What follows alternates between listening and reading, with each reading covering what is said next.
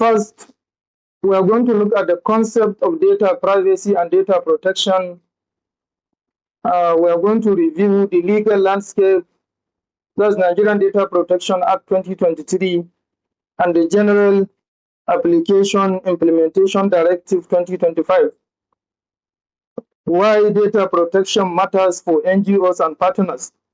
Definition of key terms. 7 core principles of data protection. Rights of data subject. Sensitive personal data. We focus on NGOs and partners. Compliance requirements according to GATE 2025. Data breach management. Real Nigerian use cases and violation. Enforcement and penalties. All these are going to be brief. I hope you can hear me clearly. Am I audible? Yes, sir. Okay. So we start with the concept of data and privacy. Data privacy and data protection. These are 2 terms that are used interchangeable. Many of us in Nigeria do not know the difference between data privacy and data protection. Data privacy refers to an individual's right to control how their personal data is collected, used, shared, and stored. So when we talk about data privacy, we are talking about data of an individual and the right that that individual has to protect his data. In some local definitions, we say data privacy is a right to be left alone. For example, you can decide who can access your phone number, email address, or photograph. These are all privacy issues. Now, when we talk about data protection refers to the measures, policies, and technologies used to keep personal data safe from unauthorized access, loss, theft, and misuse. So when you hear data protection, what comes into your mind? It means that now they are not talking about data of a particular person. They are talking about an organization that collects data like tertiary institutions, banks, NGOs. So now what measures are you going to put in place to ensure that this data is not used by unauthorized person, this data is not lost, this data is not theft, or this data is not misused? So example, a bank use password. No one can access his bank through any application without using password. And these passwords are mostly encrypted and security controls to protect customer information. So basically here, the 2 terms are clear: data privacy and data protection. When we talk about privacy, we are talking about you as an individual, and the right to protect your privacy is on you. If you share whatever you share on social media, you are the one that violates your privacy. While data protection, an organization that collects your data has the responsibility to protect that data. So in Nigeria, the legal landscape for data protection are the Nigerian Data Protection Act 2023 and the GATE 2025. Nigerian Data Protection Act 2023 is the primary law governing personal data processing in Nigeria, signed into law on June 12, 2023. So the Act established Nigerian Data Protection Commission, whose mandate is to oversee the implementation of the Nigerian Data Protection Act. So I have put the website of this organization, which is an organization that is established to see and oversee and ensure that Nigerian data processing is safe. So you can search for the site online and look at. So all these documents, the Nigerian Data Protection Act and the GATE, can be found in this website. So the GATE, the General Application and Implementation Directive, issued March 20, 2025, provide practical compliance steps for organizations. When this law in 2023 commenced and court cases started, So there are a lot of issues in interpreting Nigerian Data Protection Act 2023 between the judges and also the legal practitioners. So after 2 years, the Nigerian Data Protection Commission have to release this document which explains step by step how data protection compliance in respect to organizations, so that when you go to court, things are clear between the law and also the guidelines. The scope of application of Nigerian Data Protection Act applies to all organizations, including NGOs that process personal data in Nigeria residents, regardless of NGO's location. So as far as you are processing Nigerian data, if you are NGO in Sokoto, you are processing Nigerian data that are in Germany, this law covers you. If you are an NGO in Germany, you are covering data in Nigeria, this law covers you. And the law covers electronic transactions and also paper transactions as well. Why data protection matters for NGOs? One, trust and reputation. So NGOs handle sensitive beneficiary data. They go for children under 5, pregnant women, malaria, TB, a lot of activities.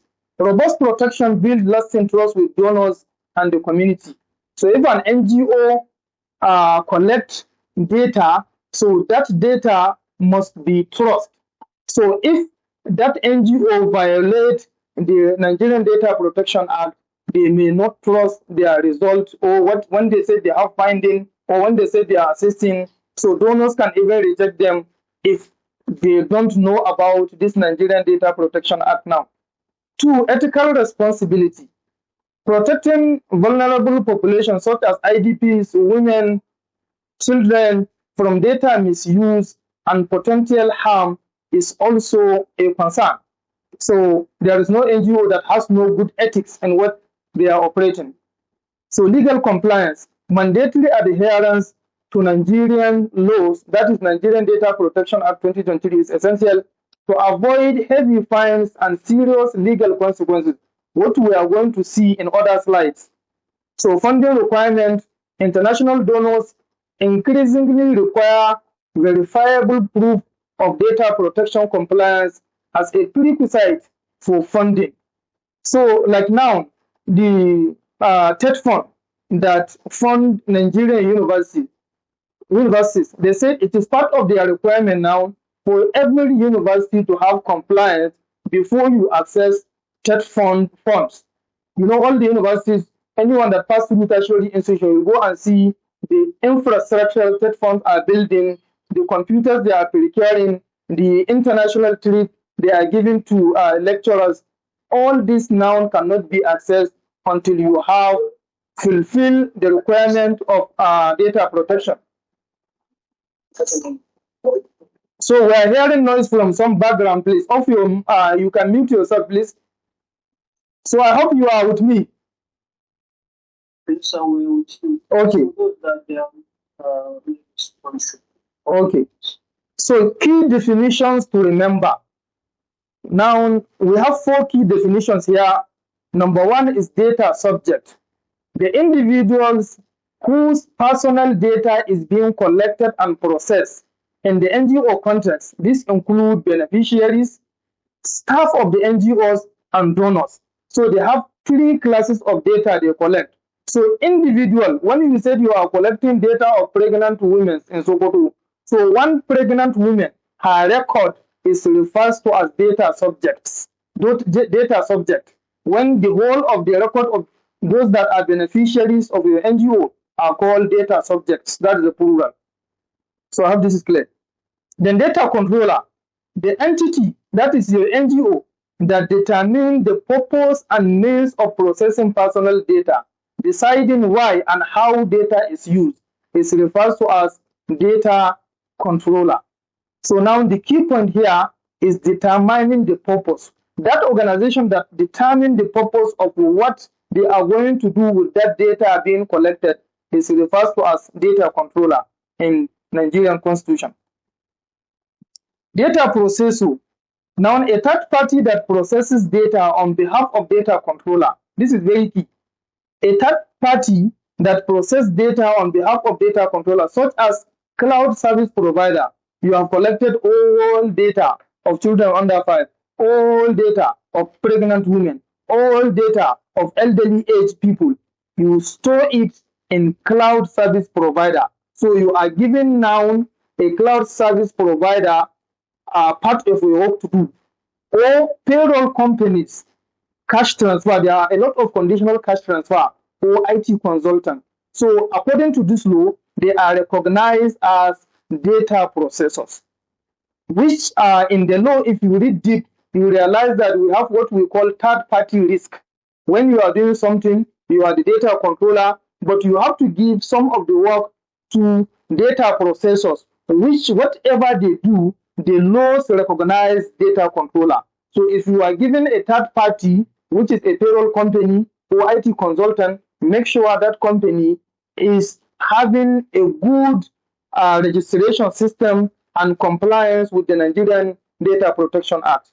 Then personal data, any information relating to an identified or identifiable person, such as name, phone, religious affiliation, political affiliations, are all personal data. So in personal data, we have those data that are referred to as sensitive personal data and non-sensitive personal data.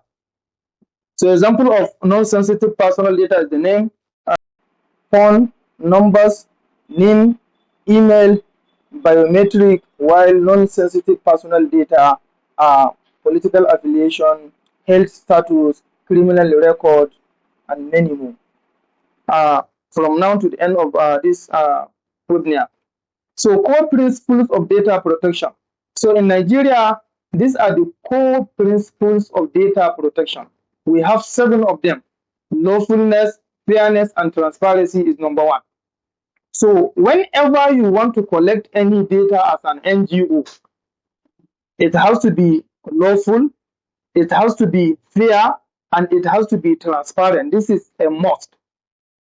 When you go to a hospital, you said you want to get a record of the abortion they had, their record of abortion. Nobody will show you because it's not lawful.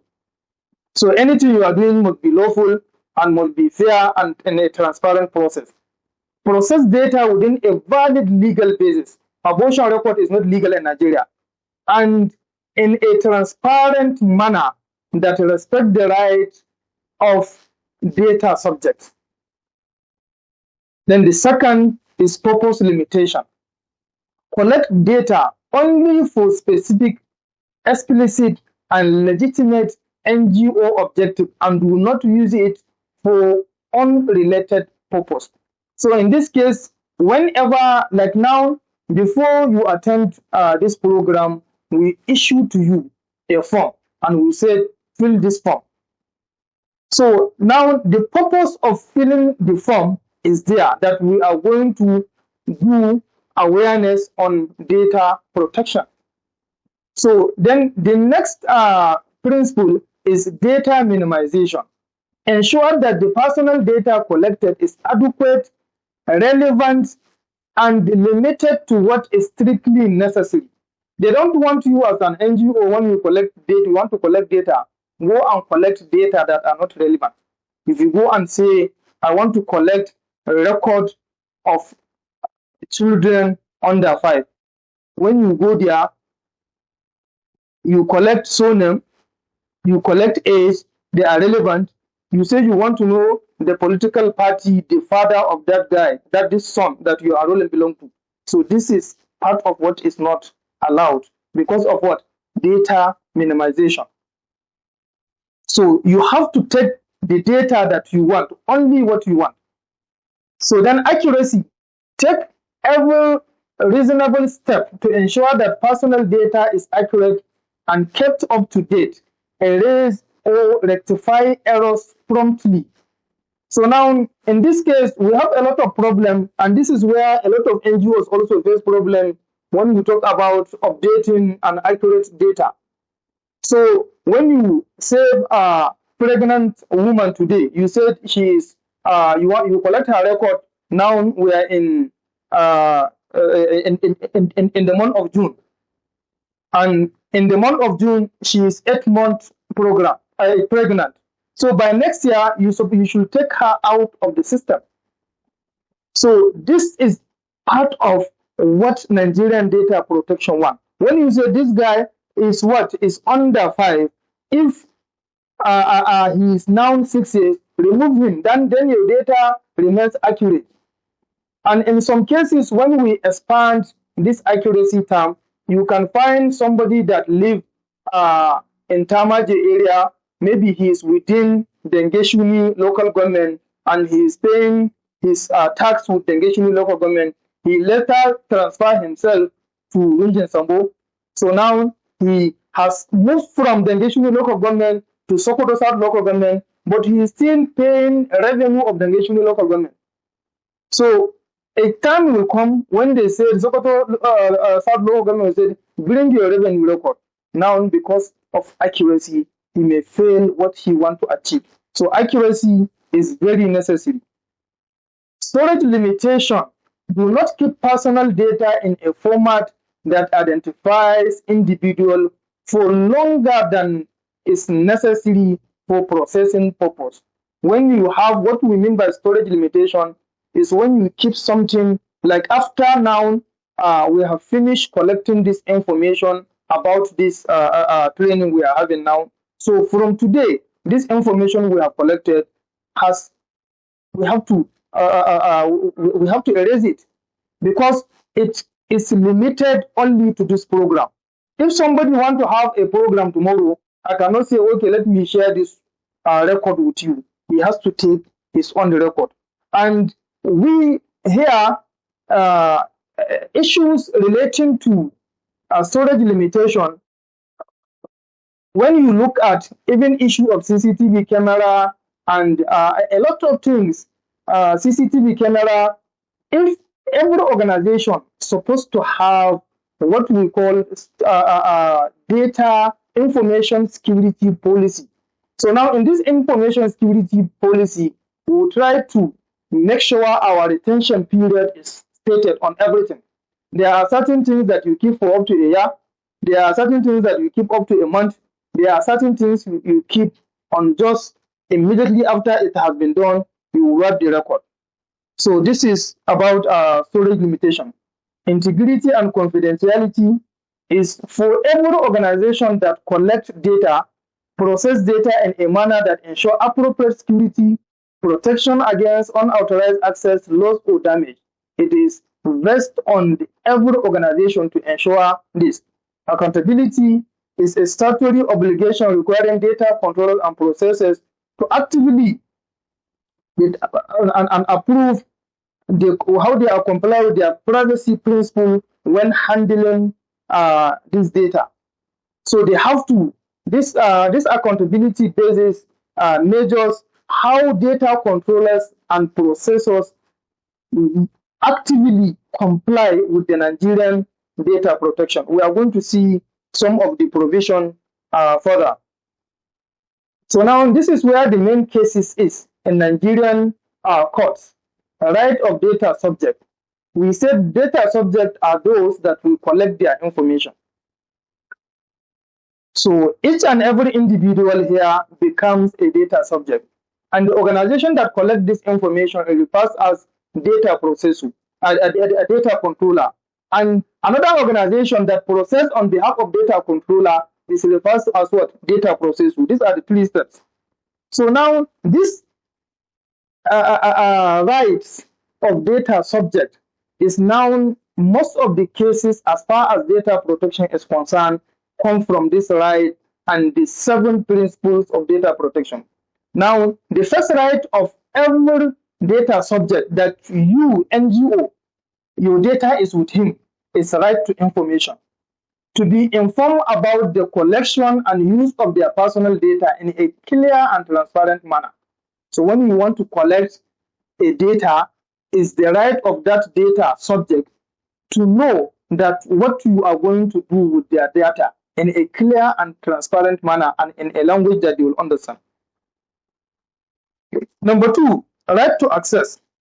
To obtain confirmation as to whether their data is being processed and to access a copy of that data. So as an NGO, any organization or any community that say we want to have a record of our data. So it's the right of those people that have that data, it's the right of them to say that they want to see their data either electronically or in hard copy. So you have to provide that data to them.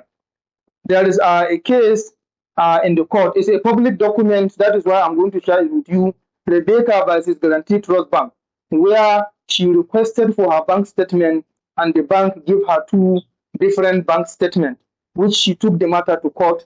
And at the end of the court session, the judge said Guarantee Trust Bank should pay her the sum of 5 million naira as a damage, just for issuing two different records for her.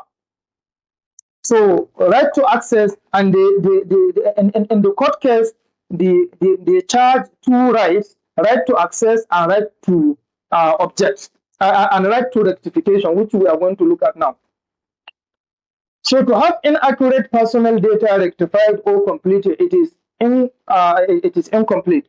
So now, when you collect a record of somebody that is Umar, and he later tell you that his name is Umar with Ari, so it's his right for you to correct his name. So this right to rectification is also very important. Whenever there is mistake on date of birth, on anything that somebody said, right, this NGO that are collecting my data, you have made mistake in my name, you have made mistake in my date of birth, you have made mistake in my address, this is right to rectification. So right to erasure, also known as right to be forgotten, allowed subject to request deletion of their data. You see, that is why the advanced sites we are using, like the Facebook, Twitter, they all have this thing in place. If you now today you say you want to delete your entire Facebook, Facebook will not say no. So, and they are building it with what we are calling design by privacy. When you are designing something, you design it with privacy. Now in Facebook, when you go, before everybody picture is open, before everybody profile is open, but now as data privacy is improving and the awareness of data privacy is there and people are taking them to court. So now that is why your own self in data privacy, whatever you want everybody to see, you are the one that allowed. Whatever you don't want everybody to see, you have to close it. Whatever you want to erase, you can erase it. That is right to erase. So any system you are building, you must build right to erase according to Nigerian Constitution, Nigerian Data Protection Act. Right to object. To object to the processing of your data for specific purpose, such as direct marketing. You have taken your son to polio. The next thing you see your son in billboard and you are holding the son. So you can object that, oh, this NGO that come and do this for me, so I don't like this. You didn't get their consent. That is the first one. Now you are violating two rights: a right to be informed and a right to he has a right to object. That is why they are objecting, because you didn't inform them that you are going to use their photo or their video for this marketing. Last 3 months, Nigerian Data Protection Act issues a regulation warning or issued a warning to social media activists and film actors in Nigeria that anybody, when passing, because it has become a problem now, you are just passing by, then the next thing people will be saying that they have seen you in social film. While you don't know when this film, you are just passing by the recorded. So now they issued a serious warning to all social media and film actors, either from Kennywood or from Nollywood or from Nollywood in Nigeria.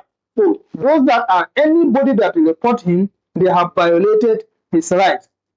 So you have the right to object, even if the film they have started shooting the film. When you take them to court, they will find them and they will pay you. The director of that film has to pay you.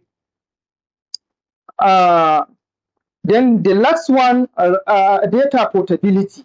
To receive their personal data in a structured format and transmit it to another controller. So now this also, Nigerian data protection, even the gate do not provide much step by step on how to transfer data, because as an NGO you are working in Sokoto, so another NGO comes doing the same thing with you. It is not advisable to transfer the data you are having to him. There are certain rules and regulations that must be followed and must be fulfilled before what we call data portability. And there's a data portability in terms of when I said I want to collect my data from you and transfer it to another organization, it is my right for you to give me that data that I want to transfer to another organization. Like now, if you look at NIN, when they want to recruit police, they just need your NIN number. When they put in your NIN number, it will call everything from the NIN. That is your background data that is with NIN will be called upon, and so that is your right to portability. Like if now they realize that an organization want to do an exercise, they say we want to link with NIN. They said no. So they are violating right for portability. So sensitive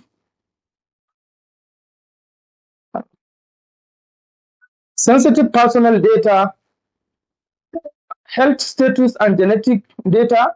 So we are going to share some things that are very sensitive, and some people even don't take them as sensitive. Health status and genetic data is sensitive. Religious or philosophical belief. When you come as an NGO, you said you want children under 5, and you indicate Muslim, Christian, pagan. This is contrary to data protection, now fairness, and accountability. So political opinion, trade union membership, sexual orientation, or criminal records are all requires explicit consent. All this requires consent of what? Of the owner of the data. Anything you need here, it requires a serious consent. That is what? A right to be informed. Part of the seven, part of the rights we have just mentioned. So if you look at, but still in the law, there are some exceptional cases. If a criminal go and conduct a crime, so for police, DSS, and other security agency to go and get his criminal record, they don't need consent. Or in health status, when somebody have an accident that he needs emergency, there are certain records that they don't need consent. So it is given directly. So this is about this. So now on this, sorry. This compliance requirement, this is also very key. Data protection, registration, and audit.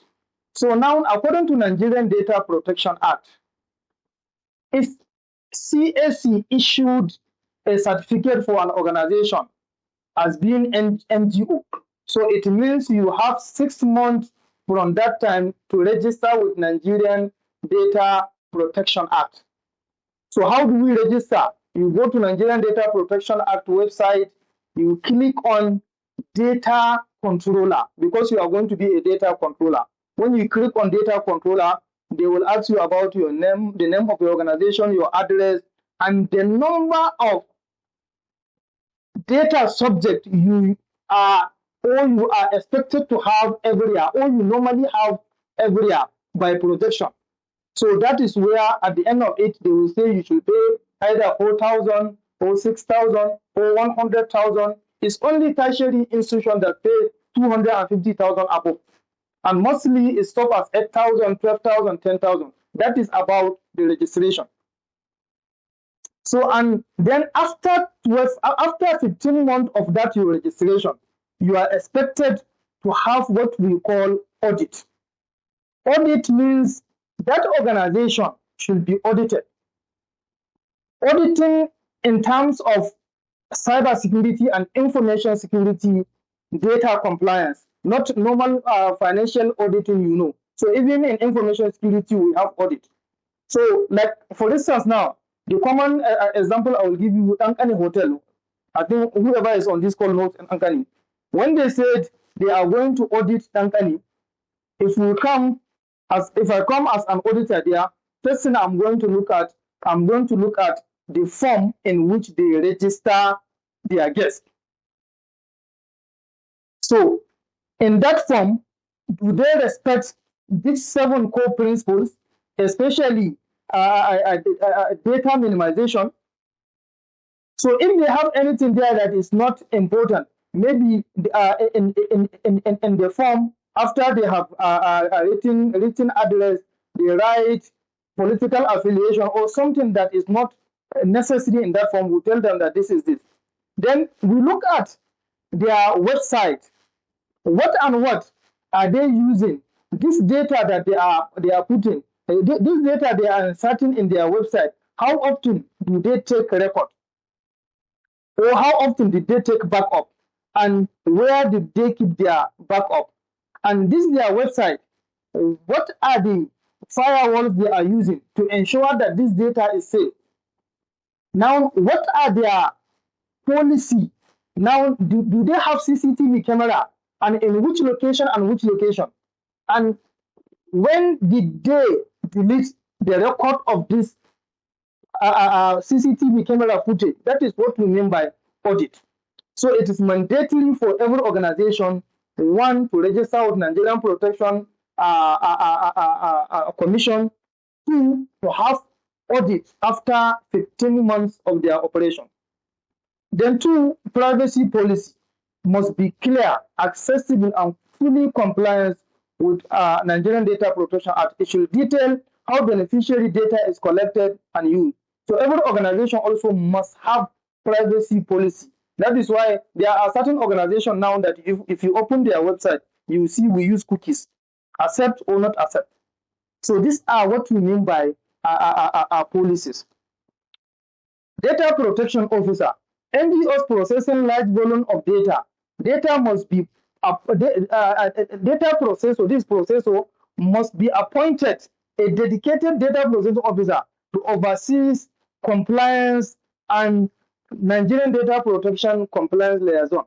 So if an organization has a very big data, like all the tertiary institutions now, if Usman Nambodi University, they must, according to this law, appoint a data protection officer who will be overseeing everything we are saying about data subject right, everything we are saying about core principles, 7 core principles of data protection.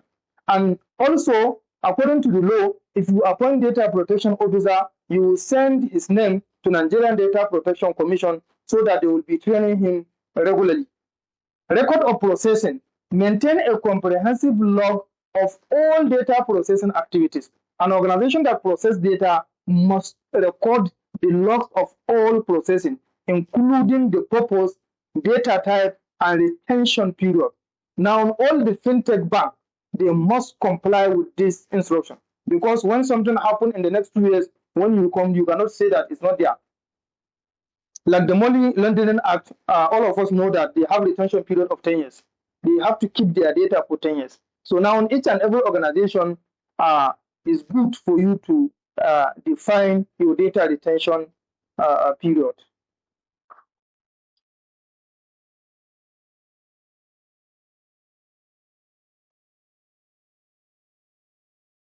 So now, in case there is any problem, these are a few steps that is expected by organization to follow. Identification and containment.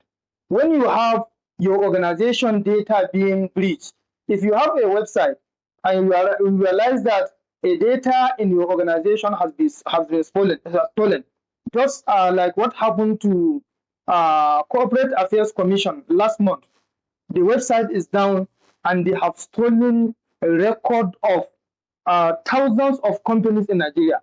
So what happened? They have to shut down their website and they have to announce to Nigerians that they are in problem. They take unauthorized access or loss immediately take steps to stop the breach and secure system.